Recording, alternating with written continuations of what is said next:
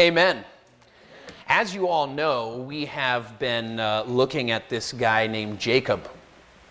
And last week, Jacob did a number of things that sort of seemed bad. He rips his brother off, and then he deceives his father to steal a birthright, steal a blessing. And it seems that Isaac is going to die. And so Esau, Jacob's brother, is comforting himself, saying, if I just wait till the old man passes away, then I will murder my brother, and that makes him feel better. So he's nursing this grudge in his heart. And his mother tells him, you got to get out of here. And so Jacob flees. He flees. Now you just have to know this, right? What was he after? Blessing and being first. That's what he wants. That's what Jacob wants. And he has manipulated his way into getting all of this stuff. But where we left last week, he was without all of it. He was running for his life without any money, without any blessing, inheritance, all that sort of stuff. He's got to wait till the old man dies in order to collect. Okay, so that's where we left off. We are in Genesis chapter 28 and verse 10. I'm reading from the ESV. Jacob left Beersheba and went toward Haran. And he came to a certain place and stayed there that night because the sun had set. Taking one of the stones of the place, he put it under his head and lay down in that place to sleep. And he dreamed, and behold, there was a ladder set up on the earth, and the top of it reached to heaven. And behold, the angels of God were ascending and descending on it. And behold, the Lord stood above it all and said, I am the Lord, the God of Abraham, your father, and the God of Isaac. The land on which you lie I will give to you and to your offspring. Your offspring shall be like the dust of the earth. You shall spread abroad to the west and to the east and to the north and to the south. And in you and your offspring shall all the families of the earth be blessed. Behold, I am with you and will keep you wherever you go and will bring you back to this land. For I will not leave you until I have done what I have promised you. Then Jacob awoke from his sleep and said, surely the Lord is in this place, and I did not know it. And he was afraid and said, how awesome is this place? This is none other than the house of God, and this is the gate to heaven. So early in the morning, Jacob took the stone that he had put under his head and set it up for a pillar and poured oil on the top of it. He called the name of that place Bethel, but the name of the city was Luz at first. Then Jacob made a vow, saying, if God will be with me and will keep me in this way that I go and will give me bread to eat and clothing to wear so that I come again to my father's house in peace, then the Lord shall be my God. And this stone which I have set up for a pillar shall be God's house. And of all that you give me, I will give a full tenth to you. All right, well, we've got 4 stopping places this morning, and this is the first. So remember, Jacob, right? He's got the blessing, he's got the birthright, but he's broke. He's broke and he's running for his life. And he has this encounter with God, a crazy encounter with God, in a dream, in a vision. And in this vision, there's a ladder that goes up to heaven, right? And God's standing on the top, and angels are going up and down, and presumably Jacob is at the bottom of the ladder, sort of looking up in his sleep. And God makes these promises to him, just like he did with Abraham, just like he did with Isaac. He's renewing this covenant, reassuring this young man who is running for his life. And Jacob does some funny things. Notice he does not worship God. Notice he does not pray to God in the way that he, like Abraham and Isaac did, where they call on the name of the Lord. But Jacob responds instead by striking a bargain. What is the bargain that he's trying to strike? God, if you preserve me how I am right now, okay, I eat, and I have clothes, okay? And I come back here. If you bring me back, that'll be enough for me, right? That's all I need God to do. The only thing in my plan that I don't have figured out is to get to Haran and come back after my father dies, survive Esau somehow, and be there in my father's house. I have it all worked out once I get there. So I tell you what, God, you're making me all these promises. If you can just get me back to my father's house, then you will be my God. Now, God has already said what? I am your God. What does Jacob say? Then you will be my God. It's a little bit crazy. That's a little bit crazy. And I want to ask you something. Don't we do the same thing? I just want you to think about that. I want you to think about us doing the same thing. Then you will be my God. See, he interprets this dream that he is on center stage, right? If this is a movie, he's right smack dab in the middle of the screen. He's the charming, charismatic, good guy. And there's proof. The proof is that there's this ladder with God at the top of it, and angels are coming and going for Jacob, right? That's how he's interpreting this dream. And we're going to see something very different this morning. Let's continue reading. Then Jacob went on his journey and came to the land of the people of the east. As he looked, he saw a well in the field, and behold, 3 flocks of sheep lying beside it. For out of that well the flocks were watered. The stone on the well's mouth was large, and when all the flocks were gathered there, the shepherds would roll the stone from the mouth of the well and water the sheep, and put the stone back in its place over the mouth of the well. Jacob said to them, "My brothers, where do you come from?" They said, "We are from Haran." He said to them, "Do you know Laban, the son of Nahor?" They said, "We know him." He said to them, "Is it well with him?" They said, "It is well. And see, Rachel, his daughter, is coming with the sheep." He said, "Behold, it's still high day. It is not time for the livestock to be gathered together. Water the sheep and go pasture them." But they said, "We cannot until all the flocks are gathered together and the stone is rolled from the mouth of the well. Then we water the sheep." While he was still speaking with them, Rachel came with her father's sheep, for she was a shepherdess. Now, as soon as Jacob saw Rachel, the daughter of Laban, his mother's brother, and the sheep of Laban, his mother's brother, Jacob came near and rolled the stone from the well's mouth and watered the flock of Laban, his mother's brother. Then Jacob kissed Rachel and wept aloud. And Jacob told Rachel that he was her father's kinsman, and that he was Rebekah's son. And she ran and told her father. As soon as Laban heard the news about Jacob, his sister's son, he ran to meet him and embraced him and kissed him and brought him to his house. Jacob told Laban all these things, and Laban said to him, "Surely you are my bone and my flesh." And he stayed with him a month. Then Laban said to Jacob, "Because you are my kinsman, should you therefore serve me for nothing? Tell me, what shall your wages be?" Now, Laban had 2 daughters. The name of the older was Leah. The name of the younger was Rachel. Leah's eyes were weak.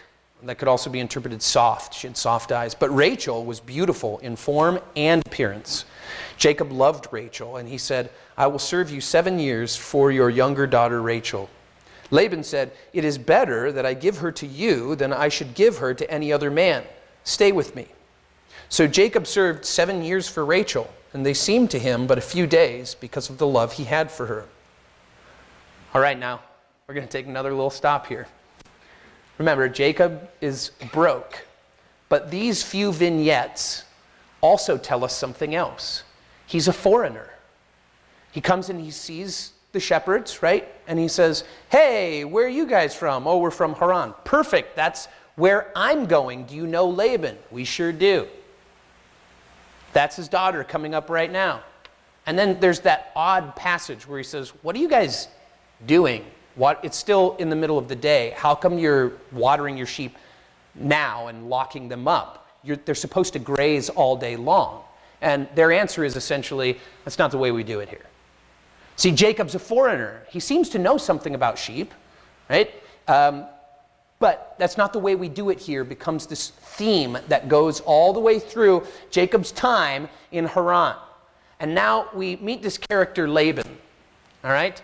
Now Laban believes that he too is center stage. That the movie that's being made, the story that's being told is all about him. Laban sees himself as the charming, charismatic, good-looking, good guy. And actually, Rachel and Leah believe the same things about themselves. And I just want you to see the center stage is kind of crowded.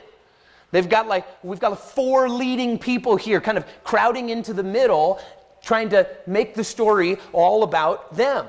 And Laban, because he believes that, he sees Jacob coming into his story, and he goes, fresh meat. Awesome. Here, I've got this guy who's broke. He doesn't have any options.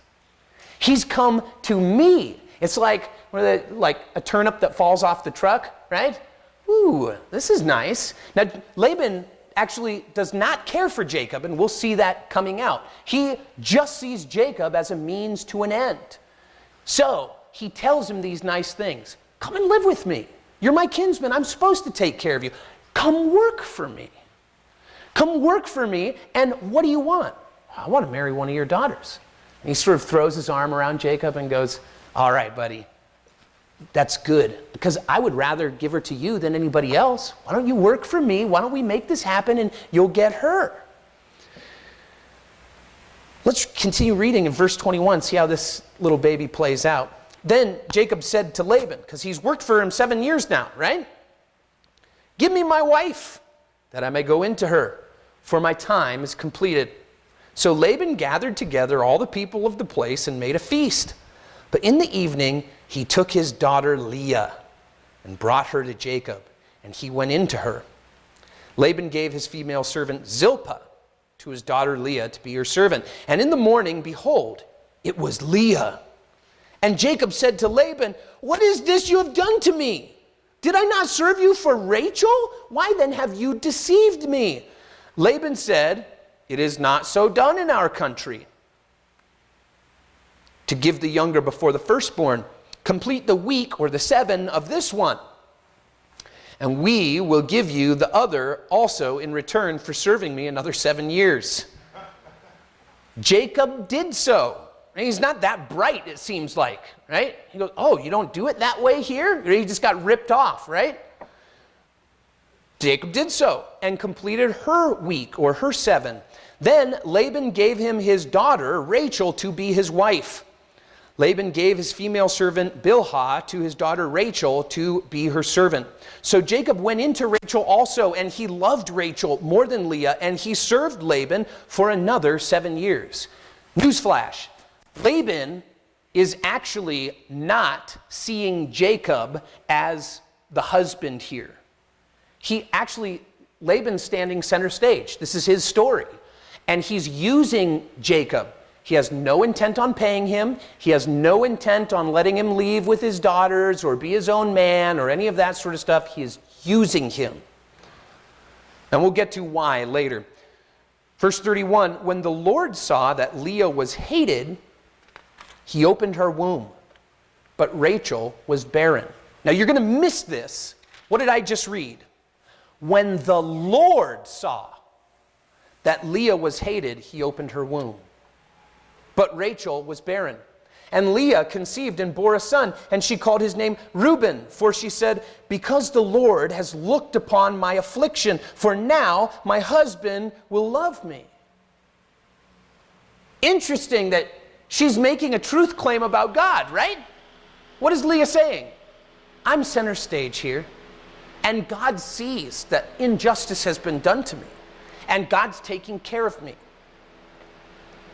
She conceived again and bore a son, and said, because the Lord has heard that I am hated, he has given me this son also.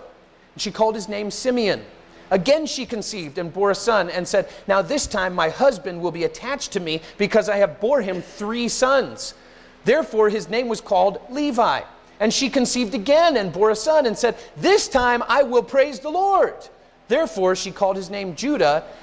Then she ceased bearing.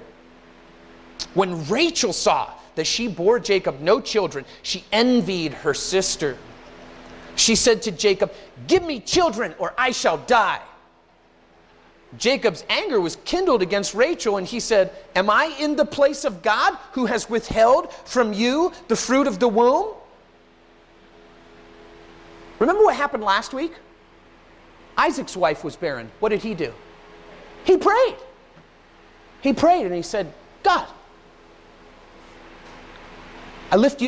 this is my wife, she is barren. You promised us and said you were going to give us children, that you were going to bless us." And what did God do? He listened to his prayer. What does Jacob do?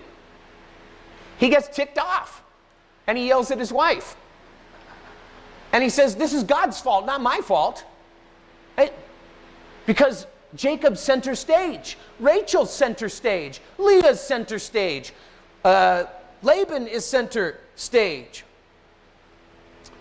Then she said, verse 3 here, "Here is my servant Bilhah. Go into her, so that she may give birth on my behalf, that even I may have children through her." So because Rachel owned this woman, she was able culturally to say, "You're going to sleep with her, and she is going to have a baby for me." She's a surrogate mother. We actually have the same practice, right, with, I don't know, test tube babies or whatever. You can actually get a surrogate mother to carry a child for a family. And just like now, back then it caused a lot of problems, okay? So she gave him her servant Bilhah as a wife, and Jacob went into her. And Bilhah conceived and bore Jacob a son. Then Rachel said, "God has judged me, and has also heard my voice and given me a son." Does anybody else find this interesting? That everybody's talking about what God's doing for them, right? God hasn't left the story. Everybody knows that God's sort of the one who's doing things, but everybody is claiming, we're going to see this all the way through the story, everybody's claiming, "God's serving me because I'm center stage, and people have been mean to me, and God sees it, and so now he's making things right." Therefore she called his name Dan. Rachel's servant Bilhah conceived again and bore Jacob a second son. Then Rachel said, "With mighty wrestlings I have wrestled with my sister and have prevailed." So she called his name Naphtali. When Leah saw that she had ceased bearing children, she took her servant Zilpah and gave her to Jacob as a wife. Then Leah's servant Zilpah bore Jacob a son, and Leah said, "Good fortune has come." So she called his name Gad. Leah's servant Zilpah bore Jacob a second son, and Leah said, "Happy am I, for women have called me happy." So she called his name Asher. In the days, now, break, and we go into a second little story that's going to illustrate how crazy this family is. In the days of wheat harvest, Reuben went and found mandrakes in the field and brought them to his mother Leah. This is why mandrakes are important, okay? They're said to have this magical property. Right? Everybody here knows what a mandrake is. You just don't know it. You know, like in medieval literature, the plant that you pull up and it screams, right, and kills all the hearers. It's magical. In the show Merlin, they like hang them under people's bed in order to give them night terrors and all that sort of stuff. Okay, that's a mandrake. The mandrake root is still used for medical purposes, in case anybody wants to know. See, this is what I do midweek. I just geek out on some of these little rabbit trails. Anyway, people would use it in order to remove the barrenness of a woman. It was also used as an aphrodisiac and as a recreational drug. Why is it important that Reuben found some mandrakes? Because there's a solution. There's a weapon to be used in this war between sisters. Then Rachel said to Leah, "Please give me some of your son's mandrakes." And so Leah's got some mandrakes, and Rachel wants them. But we also know that Rachel seems to be the one in the master suite with Jacob, right? And Leah seems to be in the mother-in-law apartment, okay? She said to her, this is Leah talking to Rachel, is it a small matter that you have taken away my husband? Right? Who was married first? Leah. She had legal claim to be the first wife. Would you take away my son's mandrakes also? You could just hear the melodrama sort of dripping off the voice. Rachel said, that he may lie with you tonight in exchange for your son's mandrakes. So she makes a deal, right? All right, I'll tell you what. I'll send him to the mother-in-law apartment. You give me the mandrakes. Leah says, deal. When Jacob came from the field in the evening, Leah went out to meet him and said, you must come in to me, for I have hired you with my son's mandrakes. I'm not sure if Jacob sort of shuddered and was like, okay, or what, but that sort of seems to be what's going on. So he lay with her that night, and God listened to Leah, and she conceived and bore Jacob a fifth son. Leah said, God has given me my wages. Did you hear that? God has given me my wages because I gave my servant to my husband. So she called his name Issachar. So what Leah is saying is, see, God sees how selfless I've been by giving my servant to my husband. Right? She's retelling the story, isn't she? Because the story just told us that why she gave her, because she was in a mighty wrestling match with her sister. This envy, this hate, this trying to be center stage, that's why she did it. When God blesses her, she interprets it to say, God knows how selfless I deserve this. I deserve this, and God has given it to me. Leah conceived again, and she bore Jacob a sixth son. Then Leah said, God has endowed me with a good endowment. Now my husband will honor me, because I have borne him 6 sons. So she called his name Zebulun. Afterwards, she bore a daughter and called her name Dinah. Now, Leah is sort of an expert at interpreting the story to make her center stage. Everything bad in her life is because of somebody else, right? And everything good in her life is because of her. Yeah. God's doing right by me. And she does seem to be a pretty, fruitful woman. So her eyes are weak, but she's got that going on. Then God remembered Rachel, and God listened to her and opened her womb. She conceived and bore a son and said, God has taken away my reproach. And she called his name Joseph, saying, may the Lord add to me another son. Does anybody else see how jacked up this is? I mean, the story, Genesis here is going to great lengths to show us how jacked up the family of God is. These are not pagans, right? These are people born in the house of God. God comes to them in dreams and visions. They're supposedly honest, hardworking. They know how to honor God with their mouth and these people seem expert being evil people, being bad guys, not good guys, and turning the story of God to be all about them. Verse 25. As soon as Rachel had borne Joseph, Jacob said to Laban, send me away, that I may go to my own home and country. Give me my wives and my children, for whom I have served you, that I may go, for you know the service that I have given you. But Laban said to him, if I have found favor in your sight, I have learned by divination that the Lord has blessed me because of you. Name your wages, and I will give it.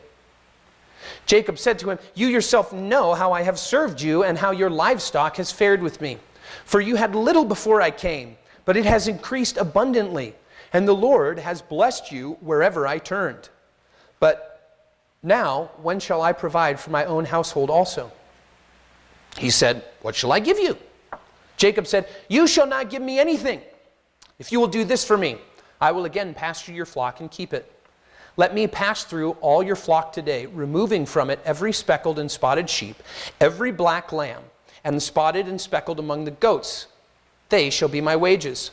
So my honesty will answer for me later, when you come to look into my wages with you.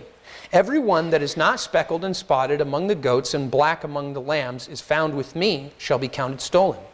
Laban said, good. Let it be as you have said. But that day Laban removed the male goats that were striped and spotted, all the female goats that were speckled and spotted, every one that had white on it, and every lamb that was black, and put them in the charge of his sons. And he set a distance of 3 days' journey between himself and Jacob. And Jacob pastured the rest of Laban's flock. Thank you, you beat me to the punch. That's so wrong. That's so wrong. Does Laban have any intention of making Jacob rich? No, none at all. None at all. And Jacob is still under the illusion that these are his wives. But they're not. Not according to Laban. And in Laban's story, in his own mind, who's standing center stage? Laban, that's right. And what use is Jacob? Well, he's really good at taking care of sheep. He blesses the flock, and Laban, he does this a lot, throws his arm around his shoulder and says, now listen, that's not the way we do things here. Don't you worry. Old Uncle Laban's going to take care of you, okay? So here's what I want. He's sort of like this mob boss, like the Godfather, right? And he's using Jacob for his own ends. And so Jacob says, right, but what about my family? I'm making you rich, but what about my family? And Laban goes, yeah, you got to provide for your family. So they strike this deal that they will start a flock, right? And then everything that comes out a certain way, mottled, white, black, blah, blah, blah, they will be Jacob. So he's going to grow this big flock. And the flock's naturally going to have some odds and ends in it, and those ones are going to come out, and Jacob gets to keep those. And Laban says, fine, that's great. And then, after they do the handshake, he does the hustler's trick, and he takes out all genetic predisposition for the flock to do that. He takes them totally away and gives Jacob nothing to work with, zero to work with. Jacob realizes he's been had as he goes out into the field and walks through, right, to collect his first wages. Hey, where'd they all go? See what Jacob does. Then Jacob took fresh sticks of poplar and almond and plane trees and peeled white streaks in them, exposing the white of the sticks. He set the sticks so that he had peeled in front of the flocks in the troughs, that is, the watering places, where the flocks came to drink. And since they bred when they came to drink, the flocks bred in front of the sticks, and so the flocks brought forth, striped, speckled, and spotted. And Jacob separated the lambs and set the faces of the flock toward the striped and all the black in the flock of Laban. He put his own droves apart and did not put them with Laban's flock. Whenever the stronger of the flock were breeding, Jacob would lay the sticks in the troughs before the eyes of the flock, that they might breed among the sticks. But for the feebler of the flock, he would not lay them there. So the feebler would be Laban's and the stronger Jacob's. Thus the man increased greatly and had large flocks, female servants, male servants, camels, and donkeys. All right, so there's this scientific approach. Jacob knows sheep so well that he's apparently doing a mixture of chemical and visual stuff to the sheep so that they bear the kind that he wants. Now, I did a lot of research on whether or not this actually works. You know, want to know what the best research says? Yeah, we don't know. We're not sure. The best research says we're not sure. But so we know, though, that Jacob's intent is what? To stack the deck in his favor. Because he wants to get rich. And does it work? Yep, it works. He gets rich. 31. Now Jacob heard that the sons of Laban were saying, Jacob has taken all that was our father's, and from what was our father's, he has gained all this wealth. And Jacob saw that Laban did not regard him with favor as before. Then the Lord said to Jacob, return to the land of your fathers and to your kindred, and I will be with you. All of a sudden, they're not so friendly anymore, right? Jacob hears Laban's sons. All right, enter new character. We've got another group of people trying to be center stage. And what do they say? Wasn't it our dad's capital? right? Yeah, he made the investment, but it was our dad's capital. He should have the rights to everything that that capital has gained. Jacob is stealing it all away from us. So Jacob sent and called Rachel and Leah into the field where his flock was and said to them, I see that your father does not regard me with favor as he did before. But the God of my father has been with me. Now watch how he tells this story. Okay. You know that I have served your father with all my strength, yet your father has cheated me and changed my wages 10 times. But God did not permit him to harm me. If he said, the spotted shall be your wages, then all the flock bore spotted. If he said, the striped shall be your wages, then all the flock bore striped. Thus God has taken away the livestock of your father and given them to me. In the breeding season of the flock, I lifted up my eyes and saw in a dream that the goats that mated with the flock were striped, spotted, and mottled. Then the angel of God said to me in the dream, Jacob. And I said, here I am. And he said, lift up your eyes and see. All the goats that mate with the flock are striped, spotted, and mottled. For I have seen all that Laban is doing to you. I am the God of Bethel, where you anointed a pillar and made a vow to me. Now arise, go out from this land and return to the land of your kindred. How you like that retelling of the story, right?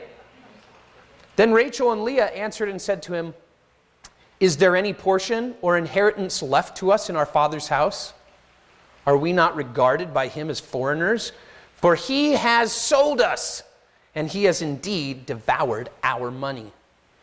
All the wealth that God has taken away from our father belongs to us and our children. Now then, whatever God has said to you, do. So why are they in favor of leaving? Because they felt ripped off by Laban. So the sons are saying, what about our inheritance? And the daughters are saying, no, this is our inheritance.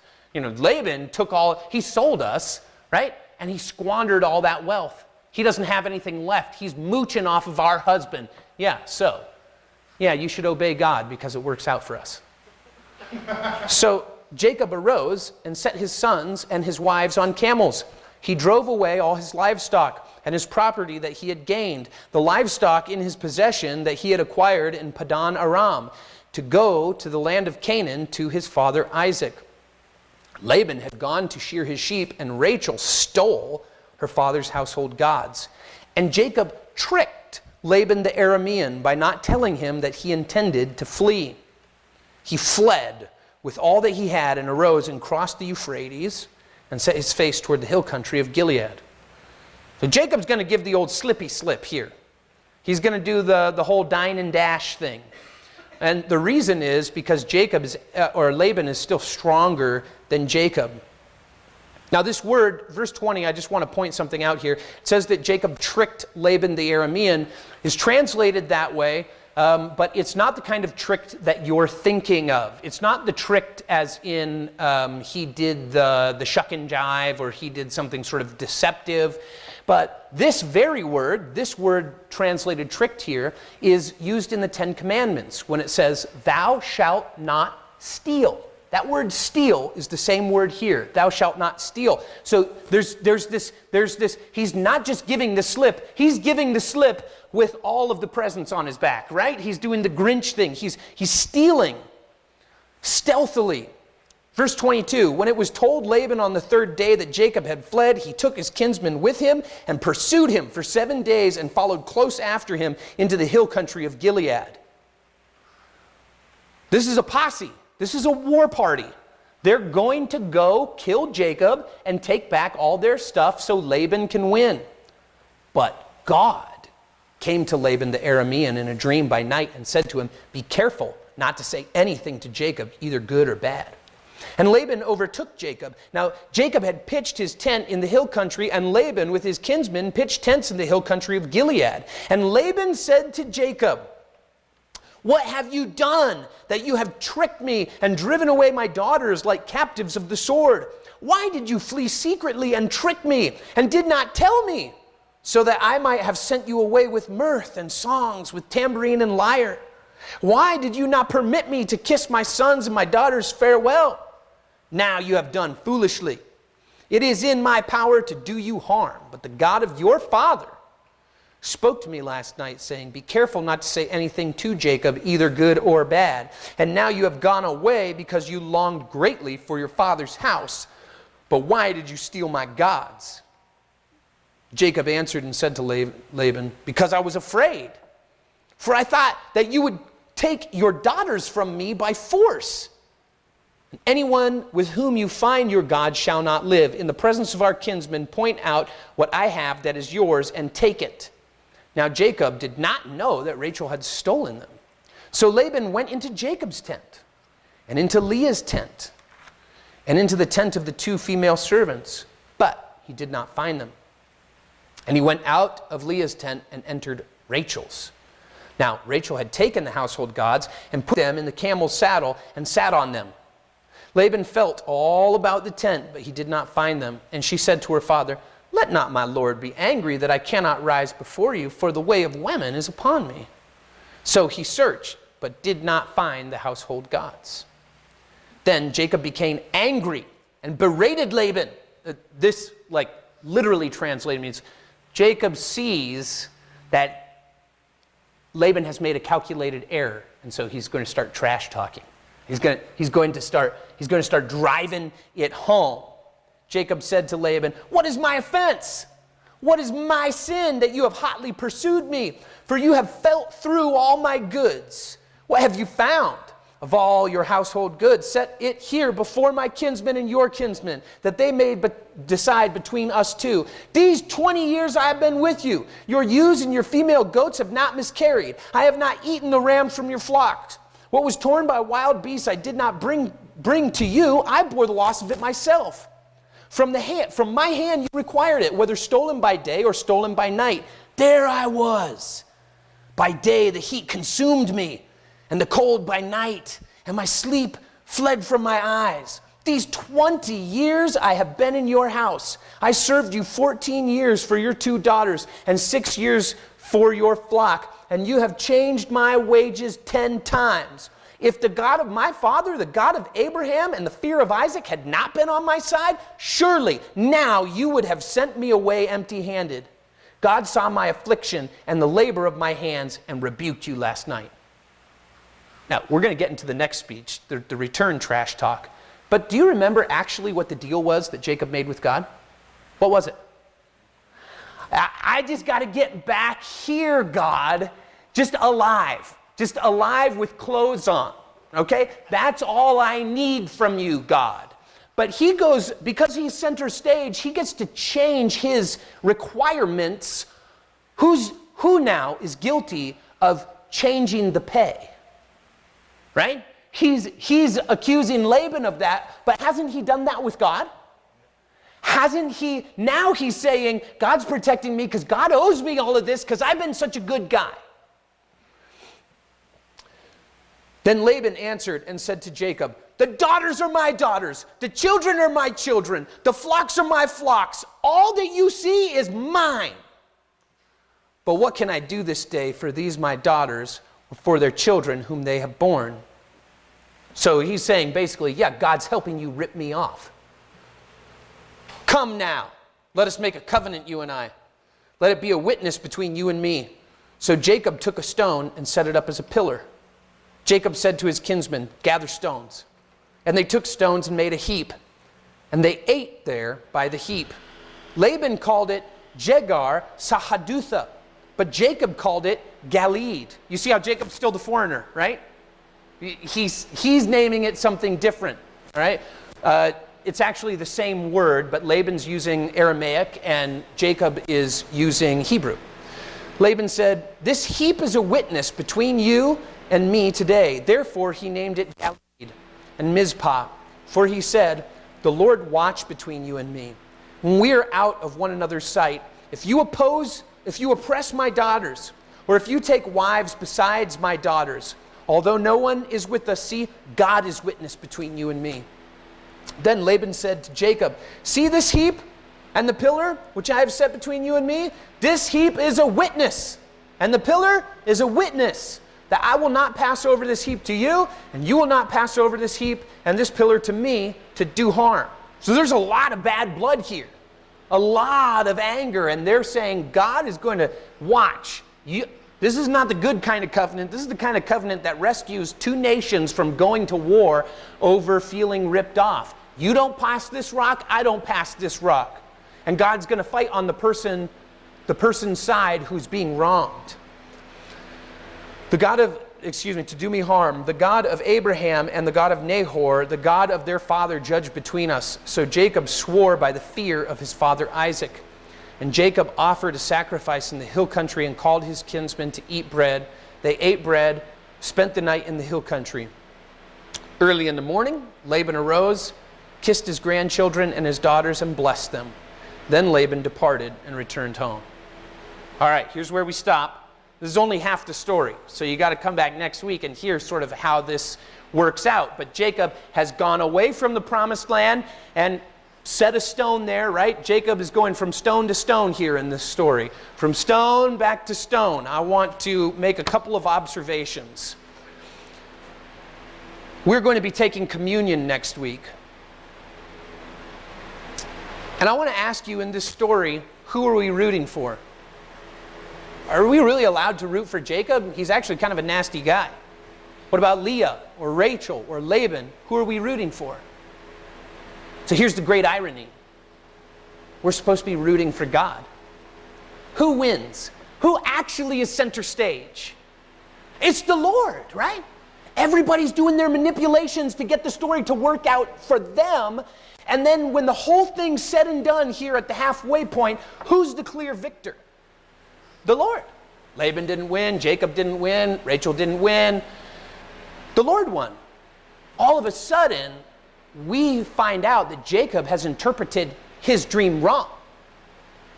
God was not sending angels up and down a ladder with him at the center of the... He's below the bottom rung. He can't even go up one rung. God's the very center of the story, and it's his angels that are going up and down, carrying out his will on the earth. Jacob is just a minor player in this story.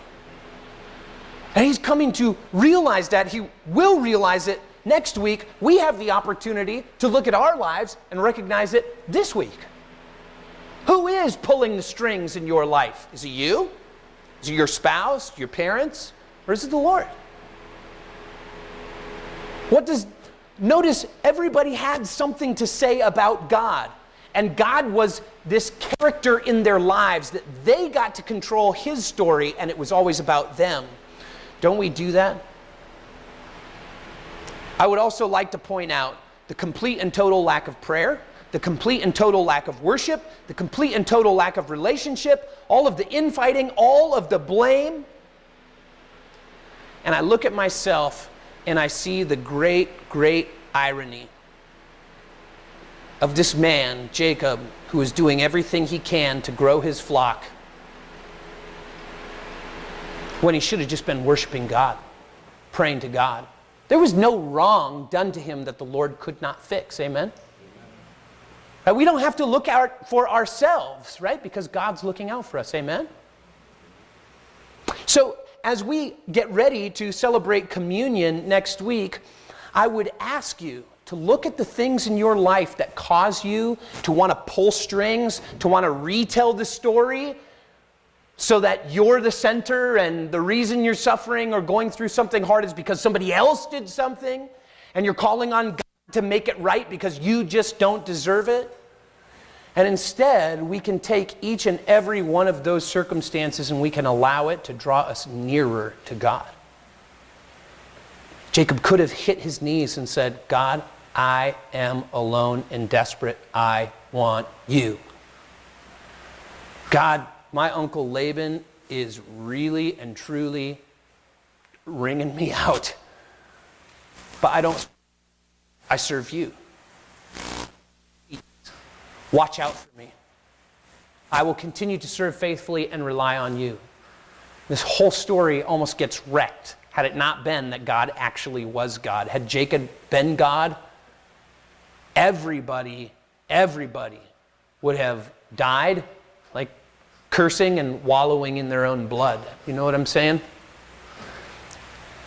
We have this opportunity to get nearer to God. You see, like Jacob, our life's journey actually has a destination. And it's not riches. It's not a huge biological family. It's not a new house. It's not a new car. The final destination of our life is the Lord. And there is a way to Him. That way is Jesus Christ. God has provided the way. Would you consider this week, as we get ready next week to take communion, about how you might cut the process shorter, make it sweeter, by asking the Lord, praying to the Lord, to change your heart, change your life. Ask Him to draw Him nearer to you, for you to draw nearer to Him. Because that is our final destination.